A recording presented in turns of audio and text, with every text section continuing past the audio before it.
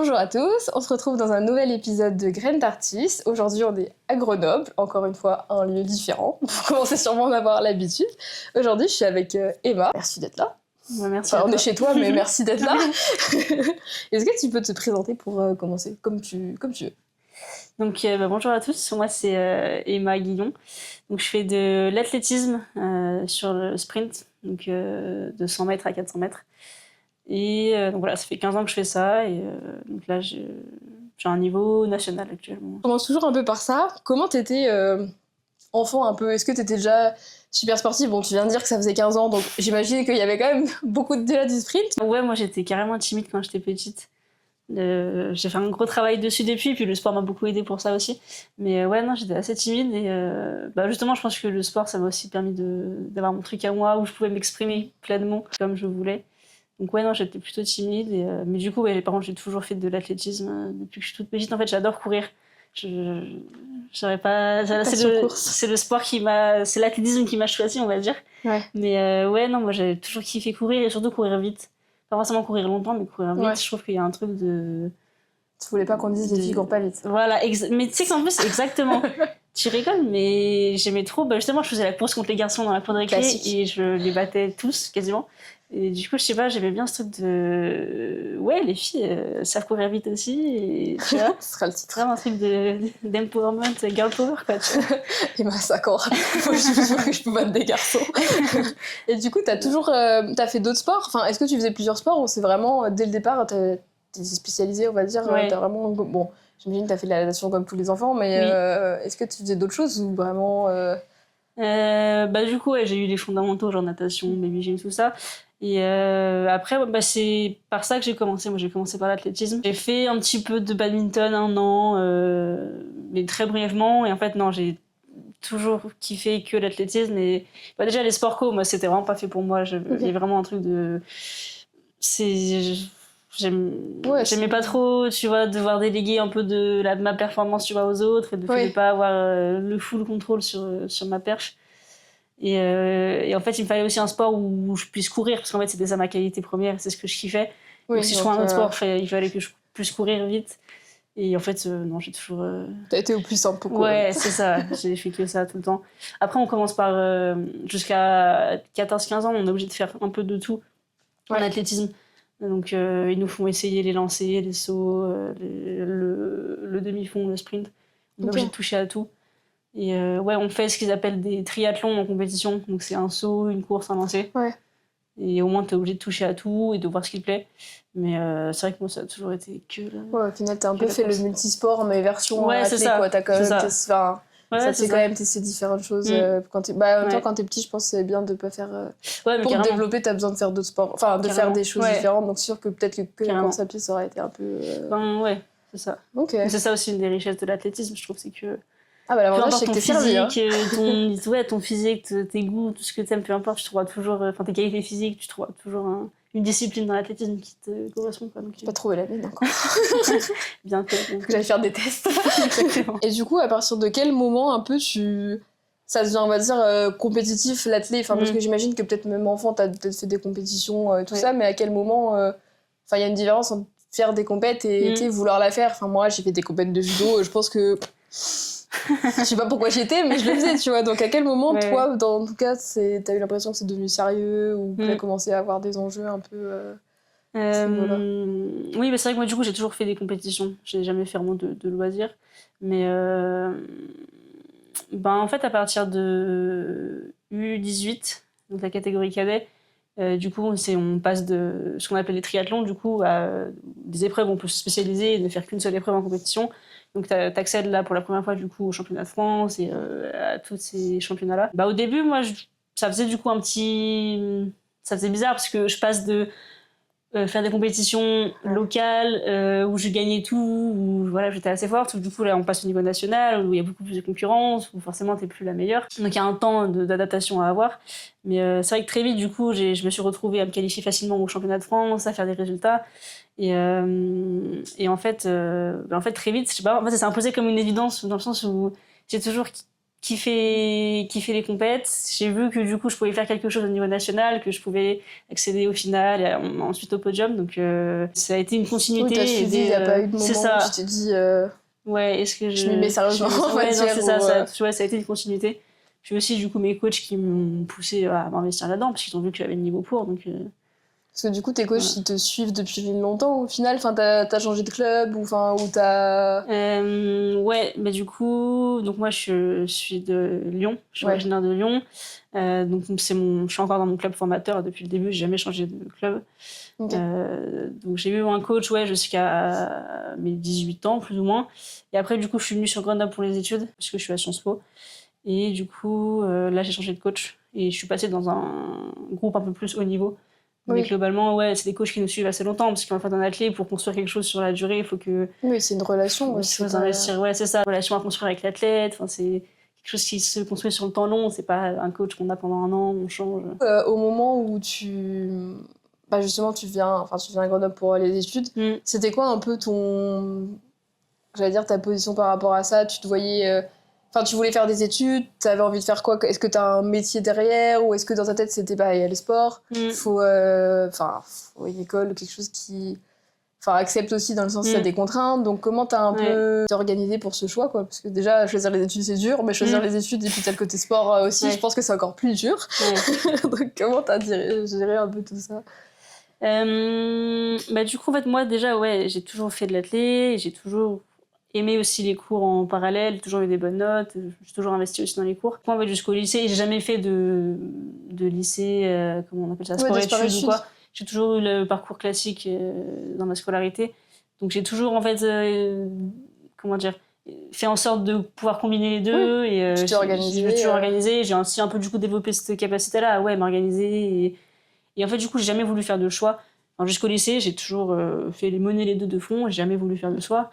Du coup, en terminale, je préparais aussi donc, le concours commun pour entrer à Sciences Po. Donc, et pareil, ça, j'ai continué aussi l'athlé en parallèle. Et moi, j'ai jamais voulu faire de choix. Je me suis dit que j'y arriverais. Je me suis dit, je voulais y arriver. Du coup, c'était un peu le challenge en études supérieures de réussir à continuer les deux. Et du coup, j'avais vu sur internet que Sciences Po Grenoble proposait des aménagements pour les sportifs de haut niveau. Du coup, j'ai postulé à Sciences Po Grenoble et j'ai été prise directement. Parce qu'il n'y a plus de concours à Sciences Po. T'as pas passé de concours pour Sciences Po Grenoble ou t'as passé le concours? Sciences Po Grenoble, c'est... du coup, j'ai passé le concours commun qui donne accès à tous les autres, mais il y avait plus le concours. Et Grenoble, c'est un oral. Ouais, donc c'est un concours différent du coup. Oui, je sais, mais t'avais plus les écrits comme moi j'ai pu avoir. Je suis moins méritante que toi. Ça je sais pas, mais ok, non, c'était juste par petite question, Alex. Au final, je suis super contente d'avoir fait ça parce que Sciences Po Grenoble, c'est vrai que je pense que c'est un des... En fait, même l'université de Grenoble en général, à laquelle est raffiliée Sciences Po, je pense que c'est une université qui est vraiment pionnière en France sur ça et qui est la plus en avance sur tout ça, sur les parcours aménageables pour les sportifs, aussi pour les artistes de haut niveau. C'est hyper cool, donc je suis hyper contente d'avoir fait ça au final. Et du coup, par rapport au métier là, que je veux faire plus tard, en fait, au début, c'est vrai que moi j'ai choisi Sciences Po parce que j'aimais toutes les matières un peu type sciences sociales, géopolitique, histoire, droit, économie, enfin tout ça. J'arrivais pas à choisir en fait. Donc Sciences Po, c'est généralement ce qu'on fait quand on n'arrive pas à choisir. Du coup, en fait, là, mon choix professionnel s'est affiné, on va dire, au fil de mon parcours à Sciences Po, parce que là, je suis en 3e année. De plus en plus, je me dis que j'ai envie de lier ma passion pour le sport à mes études, et du coup, là, j'aimerais bien travailler plus tard un peu dans le monde de la gouvernance sportive, donc au sein des fédérations, que ce soit au niveau national ou international. L'Agence nationale du sport, le ministère des sports, enfin ce genre de... Oui, un peu de politique, entre guillemets, relations publiques, ça, version sport. Lié au sport, Attends, l'année prochaine, c'est laquelle année que tu fais en 2 ans? J'ai fait ma 3e année là en 2 ans, et là c'était ma 2e partie de 3e année. Oui, donc l'année prochaine tu fais tes masters. Et je rentre en master. C'était choix de master. Ouais, c'est ça. T'as déjà choisi ou pas? Je sais plus quand est-ce que ça se passe. Ouais, c'était il y a quelques semaines, Et t'as les acceptations? Je me rappelle plus du timing. Ouais. J'ai été acceptée dans un master assez généraliste, encore une fois. Aucun choix de frapper au cours de cette vidéo. C'est vrai que c'est un domaine là, dans lequel je me dirigeais qui... Enfin, je veux dire, aucun master ne mène directement à, non, mais ça, c'est sûr. Ce genre de métier. Donc, voilà. Et du coup, c'est aussi un petit peu un combat que je porte tout doucement, en fait, voilà, ne pas devoir choisir, enfin, en tout cas, essayer de dire aux gens qu'on n'a pas forcément à choisir entre nos études ou notre sport quand on en fait à haut niveau, et essayer de tout faire pour faire les deux, et notamment, dans mon cas, des hautes études, quoi. Parce que le sport de haut niveau, ne pas forcément dire, du coup, on va faire une licence un peu toute bête à l'université. On peut aussi essayer de combiner ça avec des hautes études, que ce soit à Sciences Po, que ce soit dans une grande école de commerce ou autre. Voilà, il y a de plus en plus d'aménagements qui sont possibles, donc... Ouais, c'est souvent un peu plus de renseignements, je pense, à faire. Et parfois, il faut même un petit peu forcer. Enfin, je sais qu'il y a des trucs qui vont me dire non, et faut essayer de un peu négocier, c'est ça. Mais après, je pense que tout le monde n'a peut-être pas la capacité, ou en tout cas, c'est plus dur de s'organiser. Enfin, il y a plein de choses qui entrent en compte. Toi, tu dis que tu voulais... Enfin, t'avais vraiment les deux en même temps, donc je pense que dans ta tête, forcément, tu faisais les deux. Oui. Pour des personnes, peut-être à un moment c'est le sport et après il y a les études, mais je pense que c'est un peu le piège. Enfin, quand t'es sportif, on sait qu'il y a quand même pas beaucoup de sports où tu peux en faire jusqu'à un âge, on va dire, avancé, donc au bout d'un moment tu te retrouves, t'as plus rien. Toi justement, en études sup, est-ce que c'était plus dur ou est-ce que pareil, ça t'a pas posé tant de problèmes au final de gérer les deux, parce que forcément, Sciences Po, il y a quand même une charge de travail. Enfin, je dirais pas que c'est forcément dur, mais je trouve que c'est beaucoup de lecture. Enfin, je sais pas si toi t'as ça, mais c'est vraiment que c'est des choses à faire qui prennent du temps. Pas forcément difficile, mais dans le sens où quand tu dois lire 50 pages, au bout d'un moment, tu peux pas aller beaucoup plus vite que lire. Donc, est-ce que t'as changé? C'est quoi, tu as des conseils, ou je sais pas comment t'arrives à t'organiser un peu, à jongler entre les deux? Pour le coup, je trouve que les études sup, pour ça, c'est plus arrangeant dans mon cas, parce que c'est beaucoup de travail personnel, mais du coup, en fait, tu peux t'organiser beaucoup plus comme tu veux qu'au lycée, où c'est des trucs, je sais pas, des devoirs à rendre pour le lendemain. Enfin, voilà, c'est compliqué davantage s'organiser. En études sup, c'est vrai que du coup, la charge de travail, elle est assez conséquente, mais on a beaucoup moins de cours en présentiel. Donc c'est plus facile de s'organiser. Moi, souvent, mes entraînements, c'est soit le soir, soit en fin de matinée. Enfin, ça change assez rarement. J'ai un peu du temps qui est assez fixe. Donc, je peux facilement planifier ma semaine, voir à quel moment est-ce que je peux travailler. Voilà. Et puis, du coup, Sciences Po met aussi à disposition des preneurs de notes pour, par exemple, les cours en amphithéâtre. Où, du coup, on peut s'absenter potentiellement de ces cours et avoir, du coup, les notes ensuite qui sont prises par des camarades.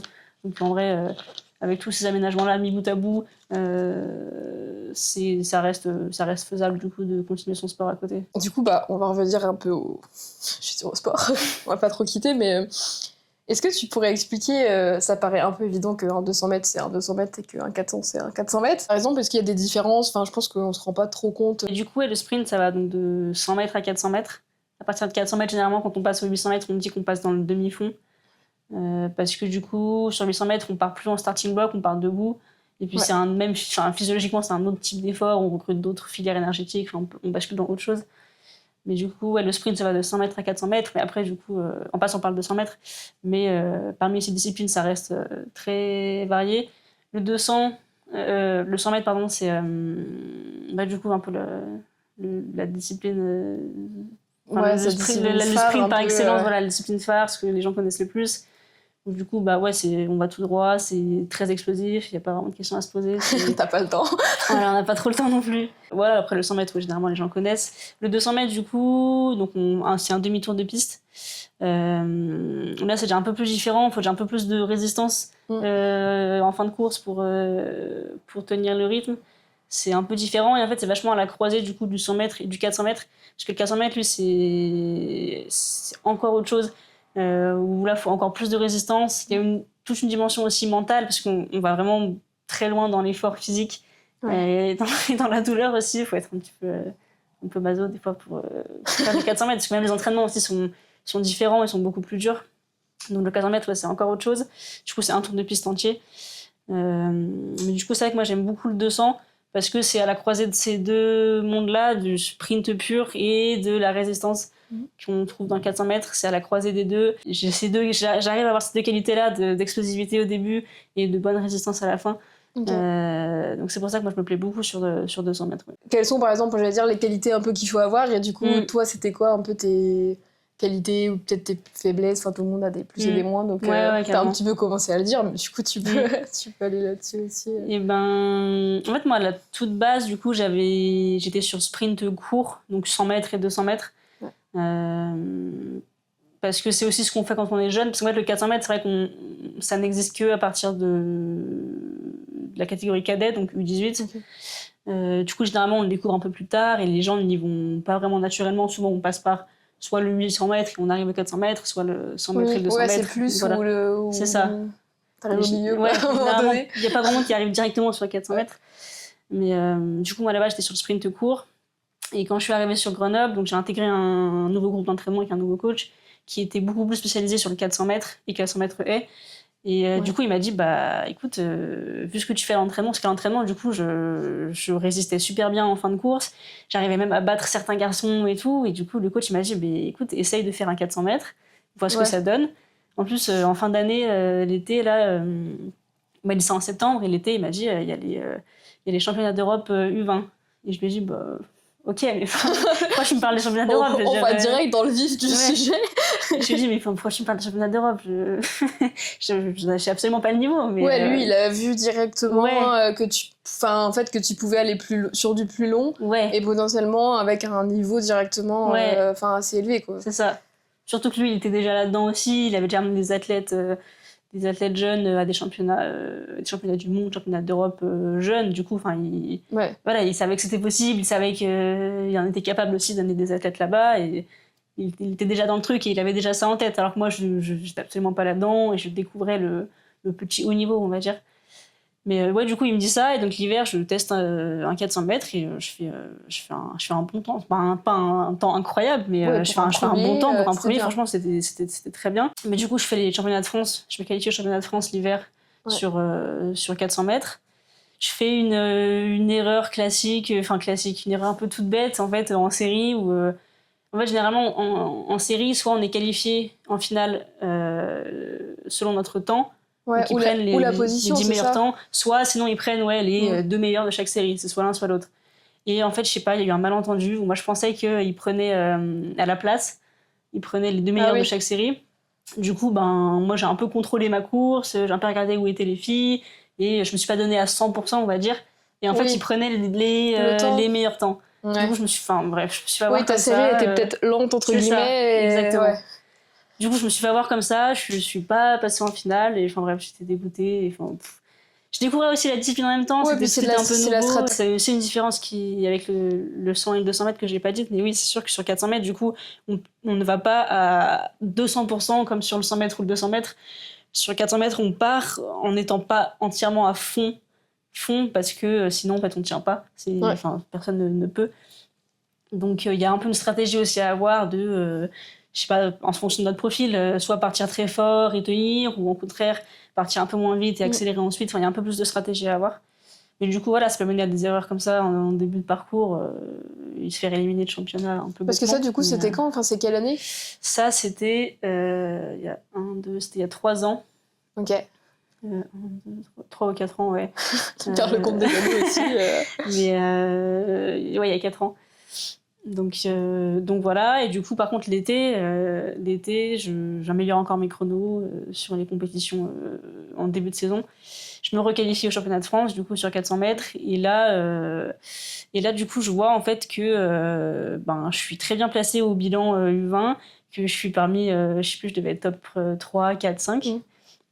Ce qui est déjà fou parce que quand j'ai commencé le 400, je pensais pas que j'allais arriver là. Et du coup, je commence à me dire, en fait, les championnats d'Europe U20, ça peut se jouer parce que c'est les 2, 3, 4 meilleures françaises qui partent au championnat d'Europe. Et en fait, tout se joue pendant les championnats de France. C'est un peu la course de sélection, c'est où il y a les sélectionneurs qui sont là. C'est là où tout se joue. Du coup, j'arrive en France avec ça en tête. Et du coup, au championnat de France, je finis 3e du 400 mètres. Donc du coup, je suis sélectionnée pour les championnats d'Europe. La vision. La vision du coach était là. Mais c'est fou, parce que du coup, c'est mon premier podium en championnat de France, première sélection en équipe de France. Tu reçois la dotation équipe de France et tout, c'est super. Tu te dis, waouh, je les avais équipe de France, c'est fou, quoi. Je suis qualifiée sur le relais 4x400 mètres.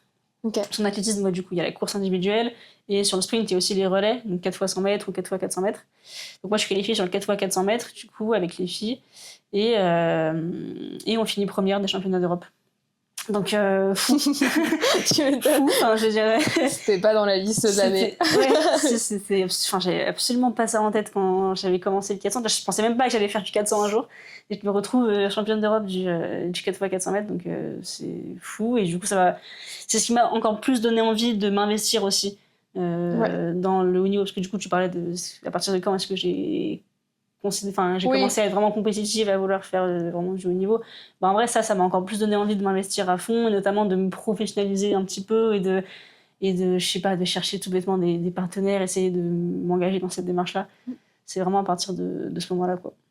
Parce que du coup, t'étais assez jeune quand même, au final, tes premiers championnats d'Europe. Ouais, j'avais 19 ans. 19 et du coup, comment tu te... Enfin, justement, qu'est-ce que ça change un peu, tu vois, les championnats d'Europe, à part le fait que tu te dis, bon, ok, on y va plus. Ouais. Ça se traduit comment, tu vois, qu'est-ce que tu mets en place? Est-ce que ça change, ou est-ce que c'est juste... tu t'entraînes encore plus fort? En fait, ça arrive en fin de saison, et du coup, je veux dire, on n'a pas vraiment le temps de s'entraîner davantage. Enfin, c'est la continuité de ce qu'on a fait toute l'année. Mais c'est surtout le niveau en fait qui monte d'un cran. Et là, tu passes de gagner, ou faire podium au championnat de France à aux Europes, t'es personne en fait. Et toutes les filles qui sont là, elles ont mérité leur place, et elles sont aussi fortes que toi, voire plus fortes. Surtout que du coup, que moi, je me suis qualifiée sur le relais.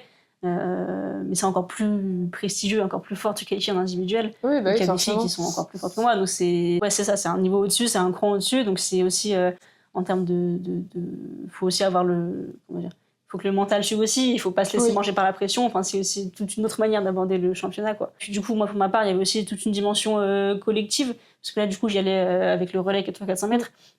Donc j'y allais pas pour ma pomme, faire ma course dans mon coin toute seule, comme au championnat de France. Là c'est on y va en équipe, on y va pour gagner en équipe. Il y a tout un truc de y aller en collectif, donc c'est aussi différent là-dessus, quoi. Et t'as bien aimé du coup l'aspect un peu collectif? Tu disais avant que par exemple le sport collectif, oui. Pas pour toi, mais est-ce que là sur le... Enfin du coup je sais pas si t'avais déjà fait d'autres relais, bon sûrement que oui, mais t'as aimé ce côté un peu équipe par rapport à justement d'habitude toi toute seule à ta course, quoi.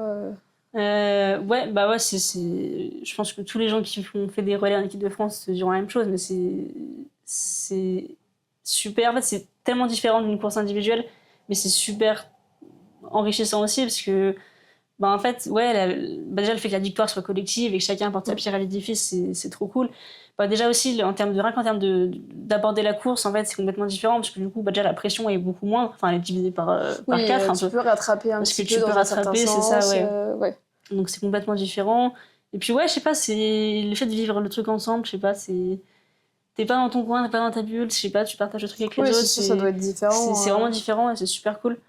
Et puis particulièrement le relais 4x400 mètres aussi, surtout à regarder, c'est aussi à vivre, mais à regarder c'est trop bien, parce que y a un truc de suspense, un peu d'incertitude sur l'issue de la course, parce que du coup c'est 4 fois un tour de stade, donc c'est entre 3 et 4 minutes, donc c'est assez long pour il y a le le temps sprint. de vraiment donc il peut se passer des choses, et souvent il y a des finishes de folie aussi qui peuvent avoir lieu, donc c'est hyper intéressant aussi, et hyper divertissant, je trouve. Donc non, franchement c'était une super expérience. Et t'en as refait depuis du coup des relais, ou c'était un peu la seule? Enfin, j'imagine que c'est peut-être pas la seule, mais tu continues d'en faire un peu, ou c'est plus rare?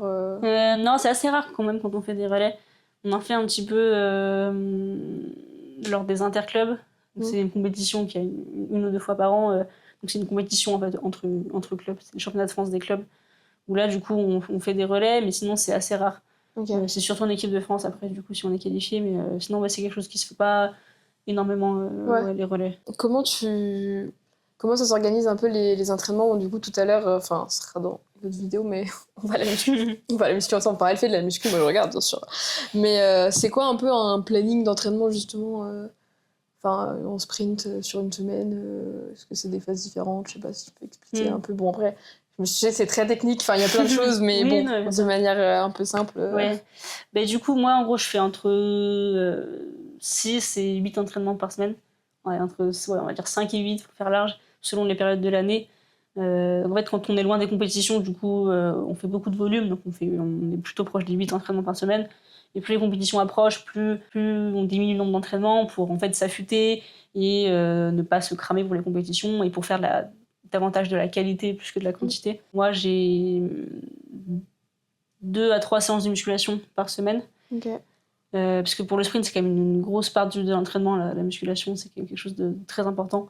Donc 2 à 3 entraînements par semaine, et après 3 à 4 entraînements de course par semaine. Et après, quand je dis course, en fait, ça va de l'aérobie, donc on peut faire du fractionné, en fait, tout ce qui est cardio et à basse intensité, à des séances justement de ce qu'on appelle de résistance lactique, où en fait on fait plus ou moins les distances qu'on court en compétition, et on les répète avec plus de récupération pour nous entraîner en fait à résister. Du coup, c'est souvent les séances les plus dures.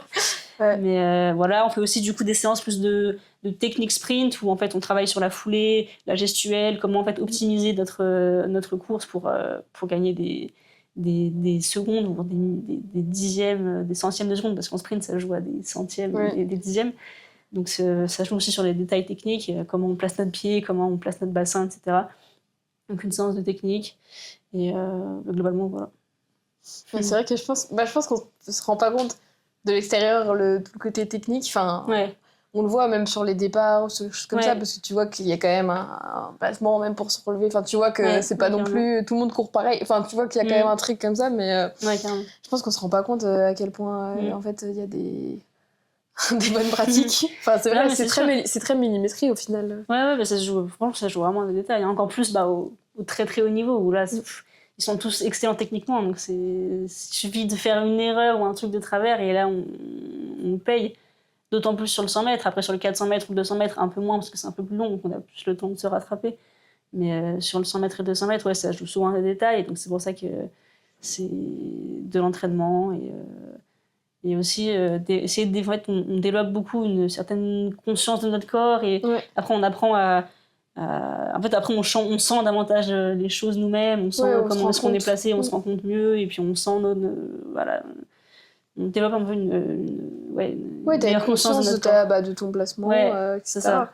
Non, c'est sûr. Ouais. Ça me fait penser, parce qu'on parlait du 100 mètres, mais je sais pas toi, du coup, je me dis que non, ça en a fait un petit peu, mais moi, je crois que j'arriverais pas à faire un sport où ça dure si peu de temps. Enfin, dans le sens où l'enjeu, tu vois, Et pourtant, même avec la danse, tu vas à une compétition, c'est 3 minutes, c'est pas non plus...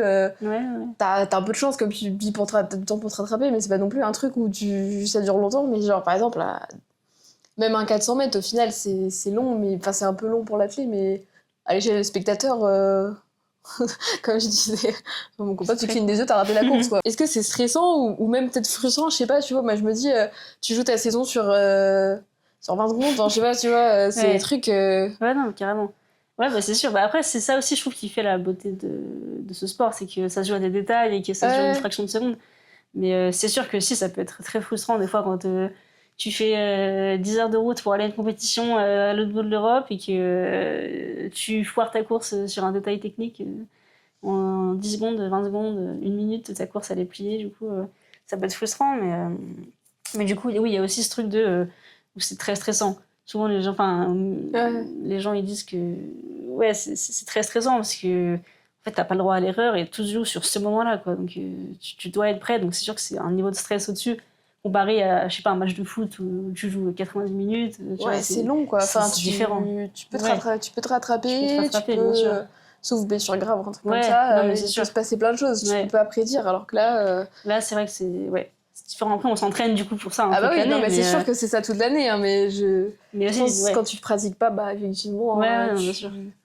Quand une fois que t'es dedans, c'est toujours différent. Quand tu fais justement tes courses, etc., est-ce que tu t'en rappelles, ou parce que je sais que des fois c'est tellement court et il y a tellement de justement on disait un peu de stress, d'adrénaline et de tout. Tu sais, ça t'arrive de genre tu cours et tu te souviens pas presque, t'as une espèce de truc où t'es tellement dans la zone et tu vois, je sais pas. C'est vrai que ça dépend vachement des personnes, mais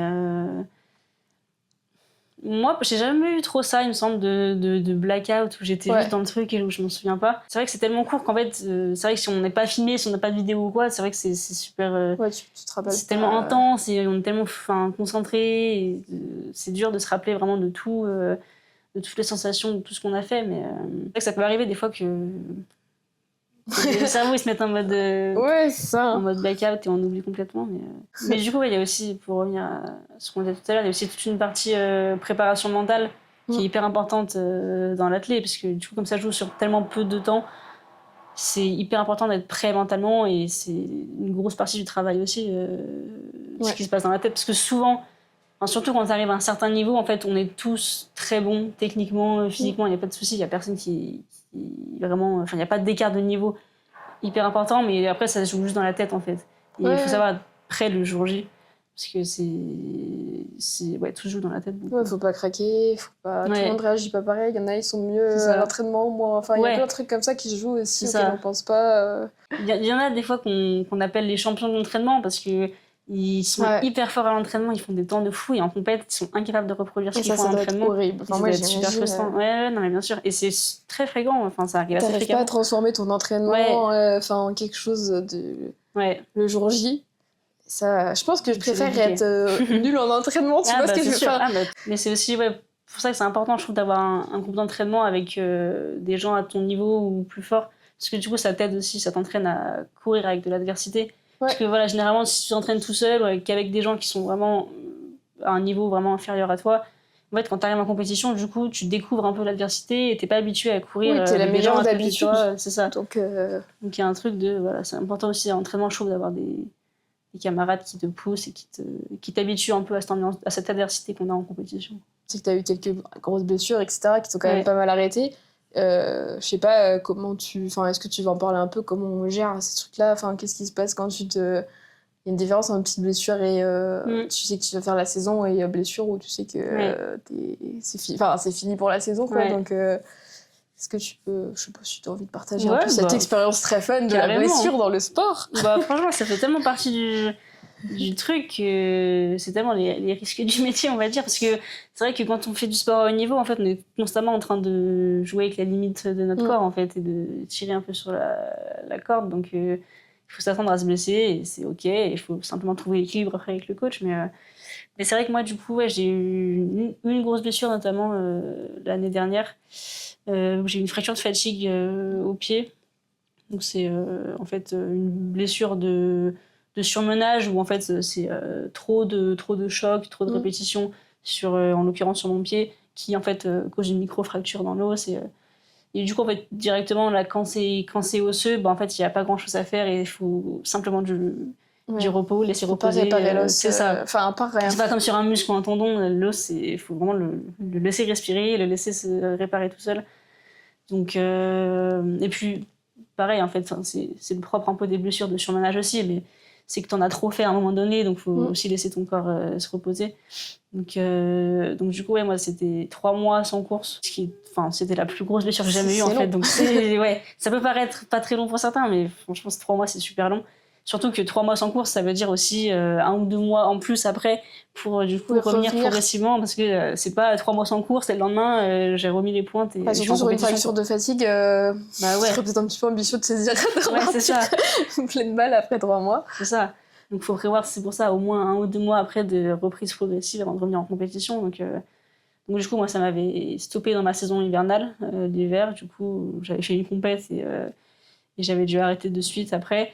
Et ça m'a aussi retardé du coup dans ma reprise l'été. Donc j'ai eu qu'1 ou 2 mois de compétition quand généralement on en a plutôt 3 ou 4. Donc, et cette année-là, en plus, l'année dernière, du coup, il y avait les championnats d'Europe pour les U23. Du coup, il y avait aussi ce truc de je sais pas si je pourrais revenir à temps pour me qualifier, je sais pas si je serai en forme ou pas. Mais du coup, j'ai tout donné pour. J'ai réussi à revenir en compétition, j'ai fait quelques compètes, etc. Mais c'est vrai que c'était trop juste pour la qualification, parce qu'elle se jouait assez tôt dans la saison et j'étais pas revenue à temps. Donc ça met un coup aussi quand tu loupes une qualification comme ça. Donc c'est sûr que c'était une période un peu pas cool de ma carrière. Là, il n'y a pas de doute. Après, j'ai quand même réussi à bien rebondir, et l'été, du coup, j'ai quand même fait 3e au France U23 sur 200 mètres et 4e sur 400 mètres. Donc, j'ai quand même hyper bien rebondi, et c'était super cool, quoi. Et puis c'est aussi, en vrai, après, en y réfléchissant après coup, c'est aussi en fait l'occasion, quand t'es blessé, juste de faire autre chose, de décrocher un peu de l'athlète pendant un certain temps, de faire autre chose, de voir autre chose, pour revenir avec encore plus d'envie, quoi. Donc, Ouais, bah de toute façon, je pense que malheureusement, ça te force un peu dans prendre du recul, peut-être faire autre chose. Ouais, et après, c'est peut-être. Des fois, c'est l'occasion de prendre. Enfin, quand t'es dedans, on se rend pas compte. Tu vois, de plein de choses, je trouve. Peut-être que effectivement, que peut-être tu t'entraînais trop. Enfin, tu vois, que t'as pas vu qu'il y avait des choses, je sais pas, des signes, que tu voulais faire autre chose. Enfin, en vrai, bon. Effectivement, on peut dire qu'il y a un petit peu de positif, non, mais même si.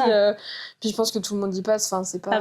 C'est sûr. Quelqu'un qui se blesse pas au sport de niveau. Bon. C'est qui. Ouais. Puis du coup, en étant à Sciences Po, du coup, ça m'a aussi permis de me concentrer un peu plus sur les cours. Ouais, sur les études. J'avais un mémoire à écrire cette année-là, donc ça m'a permis aussi de travailler davantage sur mon mémoire. Donc voilà, il y a toujours du positif en vrai dans une blessure. Et ça arrive. Enfin, en tout cas, moi, je crois que ça arrive toujours pour une bonne raison. Ouais, puis d'un côté, tu te renforces souvent. Enfin, il y a un côté un peu. Ça dépend des blessures, mais il y a beaucoup de blessures où finalement tu renforces la zone, ou du coup, tu seras plus solide, où il y a quand même des choses comme ça, donc bon. Non, mais carrément, c'est sûr. On peut travailler autre chose en attendant, le haut du corps, aller nager, aller faire du vélo. Donc, ouais, bon, on trouve des solutions. Ouais. Et du coup, c'est quoi On est en mai.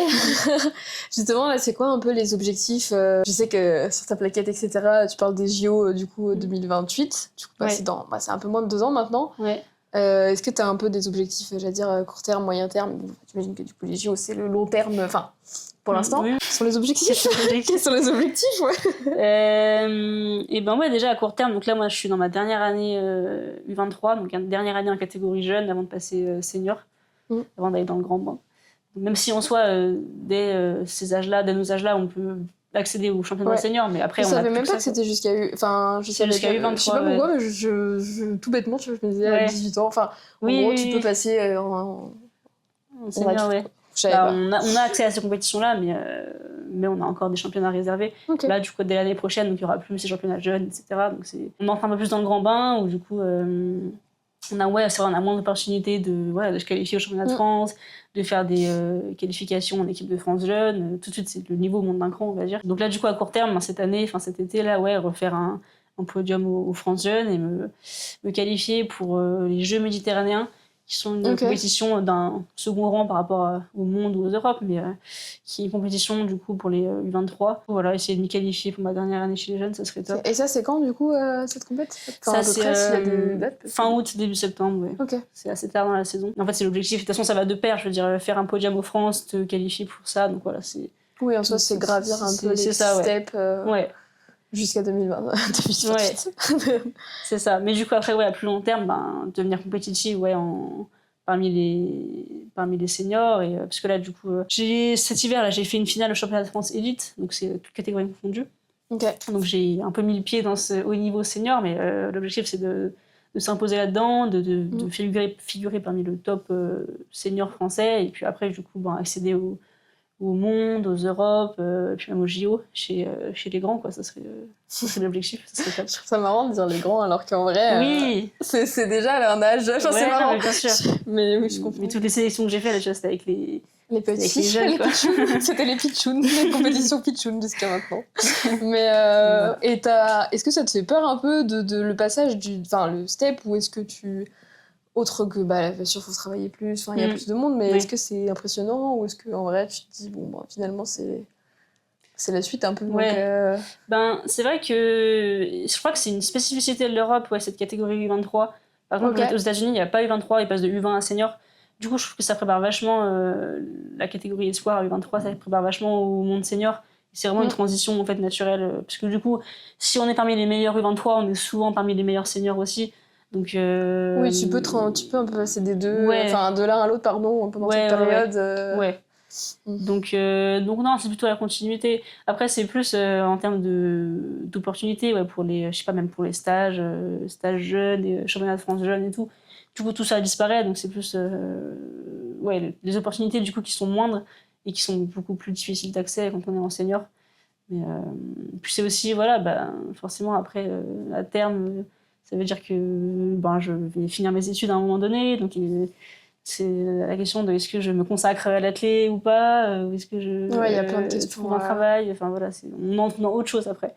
Il y a beaucoup moins de gens qui sont là, le peu qui continuent après, souvent ils sont pros ou ils se dédient à ça, donc on entre dans ce questionnement après. J'imagine que ça se fera un peu aussi en fonction de enfin des résultats Mais de oui, beaucoup de tout à fait. choses. Tu peux pas... Ouais, carrément. On suivra l'actualité de 2026 à 2028. Je te disais que, enfin moi je parlais beaucoup, pas mal aux artistes sur le podcast, mais que finalement je trouve que des fois il peut y avoir des liens avec le sport parce que c'est quand même un truc un peu de répétition, de technique, etc. Et je t'ai dit que c'était la question que tout le monde détestait de qu'est-ce que c'était un peu l'art et tout. Je sais pas comment tu vois l'athlète toi-même, tu vois, que ce soit en tant que sportif, comment toi tu le perçois, je sais pas. Cette discipline, finalement, c'est quoi? C'est que du sport, mais c'est de la technique. Donc, je sais pas, est-ce que tu veux parler un peu de ça? On est dans l'instant philosophie. C'est vrai que moi, je trouve que le sprint, c'est un peu de l'art aussi. Dans le sens où, en fait, c'est un... du coup, comme on l'a dit, ça dure très peu de temps. Et en fait, c'est vraiment la beauté du geste, quoi. C'est un truc... en fait, tu passes des heures et des heures à l'entraînement à travailler des gestes, un placement technique, tu travailles sur des micro-détails de ton pied, de ton corps. Et du coup, je trouve quand on regarde des vidéos de sprint au ralenti, quand on voit la foulée et tout, pour moi, c'est de l'art, quoi. Parce que moi, c'est la beauté du geste. Parce que moi, je suis initiée, mais pour moi, c'est comme de l'art, parce que c'est tellement... Quand on arrive à faire le geste parfait et ou je sais pas, quand on regarde le record du monde, quand on voit la foulée du Bolt et tout, tu te dis mais c'est de l'art, quoi. C'est vrai qu'il y a un parfait, peu cette recherche de la perfection, c'est ça. slash beauté, tu vois, qu'on peut dire dans l'art, mais dans l'athlète on y pense, on y pense pas trop, mais oui, pour ceux qui sont un peu initiés, tu te rends compte surtout du coup quand tu n'as pas le niveau des meilleurs et que tu te vois trop et que tu te vois eux, tu te dis mais là ok, c'est tout un art. Ils maîtrisent leur art, quoi. Voilà, c'est tout un art et ils maîtrisent leur art, quoi. Donc j'ai un peu ce rapport-là à l'athlète. Mais après, pour autant, tu vois, c'est vrai qu'il y a tellement de manières différentes de courir, on a tous des foulées différentes. Et pour le coup, c'est vrai qu'il y en a qui courent pas forcément de manière hyper belle. Il y a plein de foulées différentes, tu vois. Qui courent moche. Non, mais c'est vrai, il y a des gens qui courent. Enfin, moi, j'aime moins la technique de cours. Il y a toujours des particularités, enfin, des personnes. Ouais, c'est ça.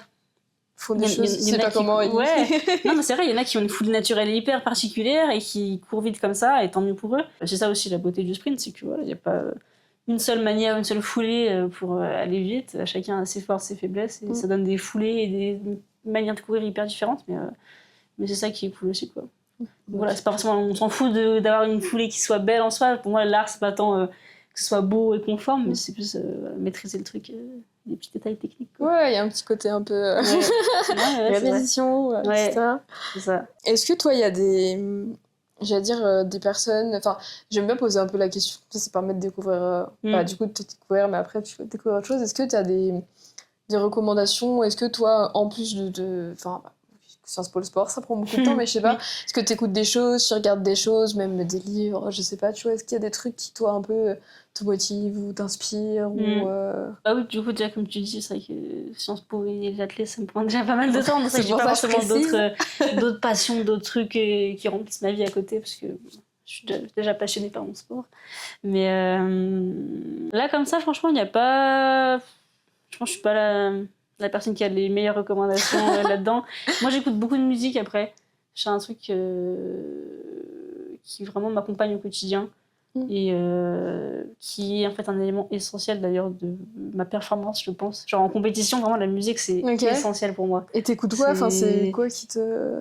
En fait, ça dépend un peu du moment de la compète, mais globalement pendant l'échauffement, j'ai une playlist d'ailleurs spéciale un peu pour échauffement, compète, entraînement, où c'est des choses en fait avec souvent un BPM élevé, un truc très rythmé qui me donne envie de... Tu vois, il y a des musiques que j'écoute comme ça, quand je les écoute, j'ai envie de courir et de sprinter en fait, tu vois. Le rythme est entraînant, et, tu vois, ça me donne envie ça me donne la niaque, quoi.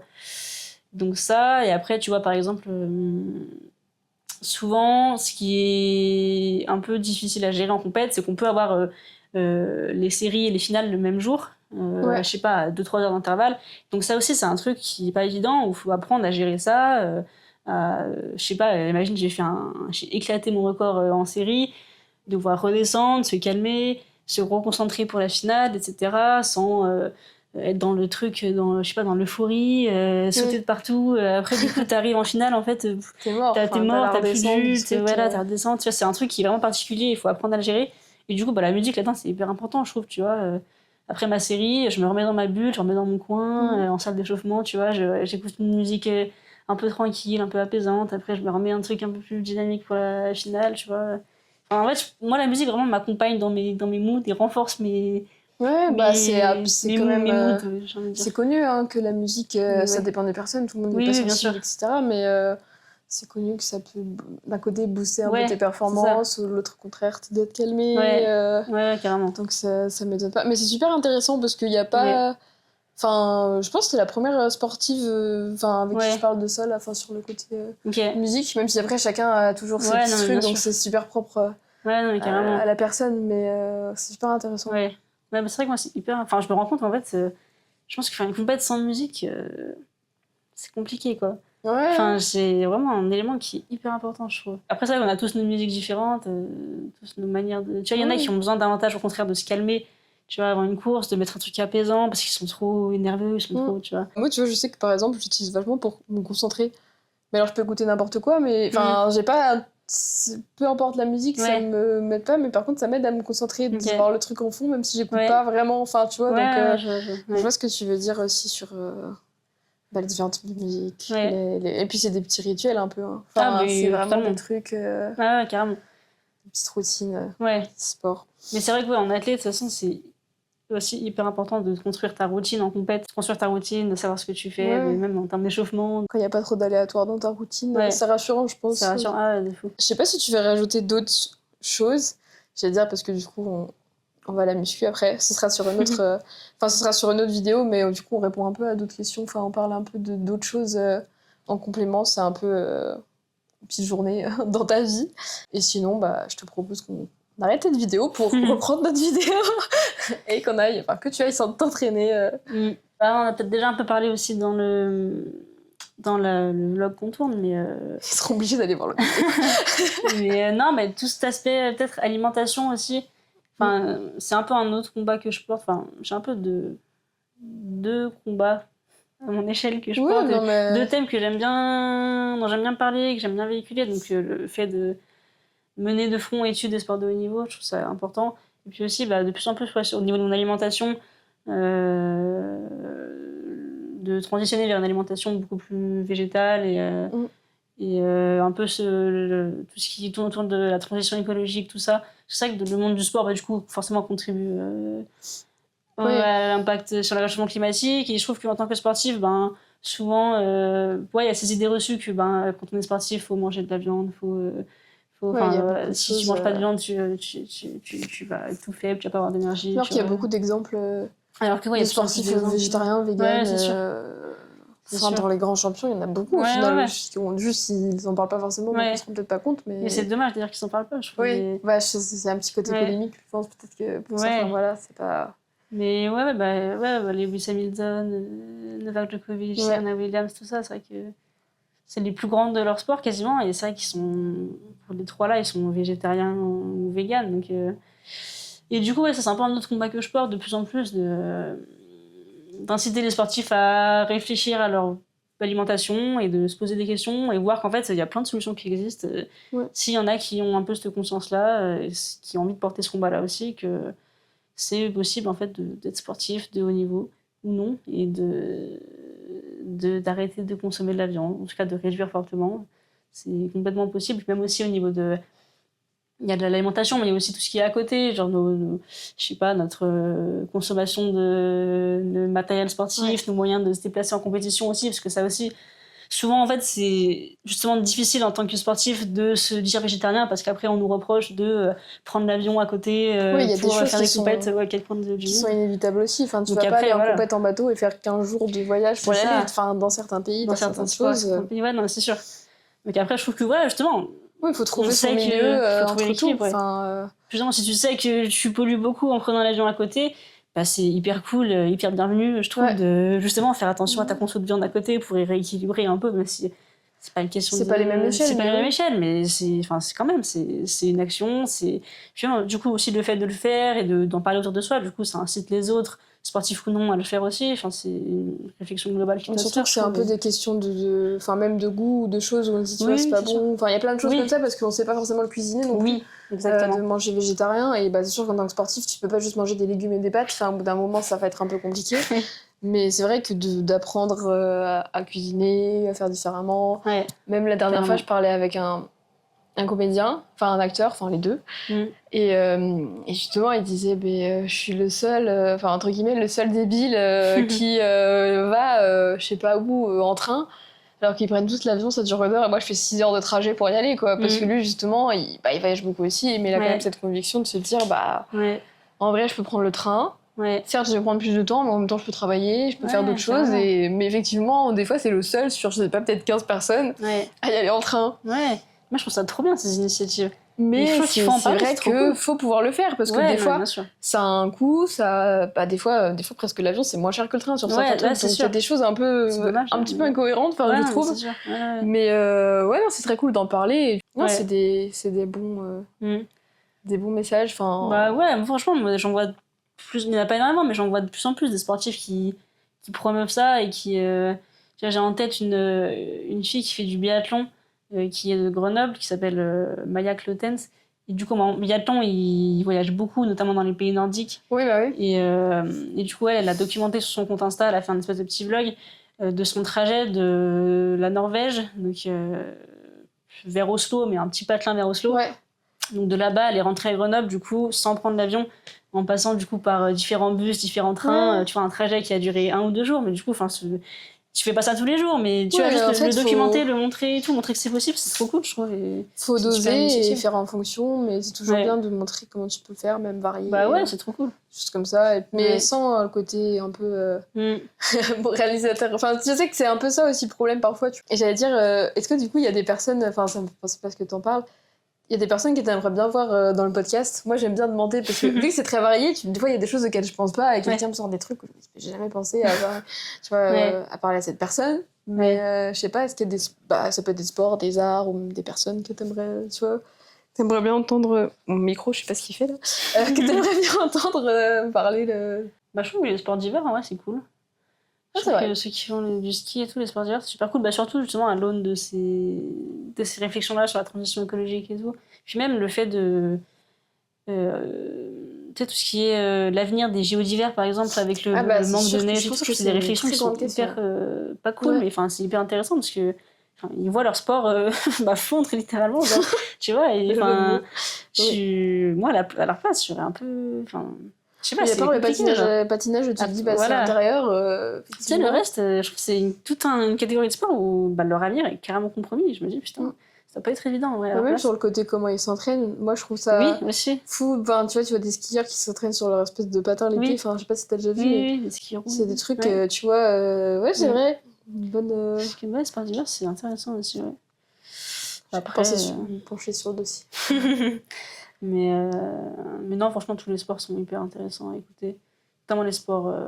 en tout cas, moi, je t'encourage à aller explorer des sports un peu niche. Enfin, un peu niche. L'athlétisme, c'est pas forcément niche, mais des sports un peu plus secondaires, tu vois, qu'on voit moins à la télé, ou en tout cas plus rarement. Je trouve ça trop cool. C'est un peu ce que... Enfin, après, j'en ai pas fait énormément de sportifs, mais... sport ou art. Moi, j'aime bien. En plus, on tombe sur des trucs, comme je te disais... triathlon trail, où je suis plus trop sûre de ce que j'ai vu, mais c'est des trucs que j'ai jamais entendu parler, donc c'est trop cool. Moi j'aime bien découvrir, donc carrément. Écoute, je te propose que on clôture cet épisode-là, mais il y aura du coup une autre vidéo un peu plus j'allais dire vivante, c'est pas le cas, mais en action, je sais pas comment on peut dire ça. Et du coup, je mettrai aussi je mettrai tes liens, diverses choses, voilà. Et merci beaucoup, en tout cas, d'avoir papoté avec moi. D'avoir papoté avec moi. Merci à toi pour l'invitation, je trouve que c'est trop cool.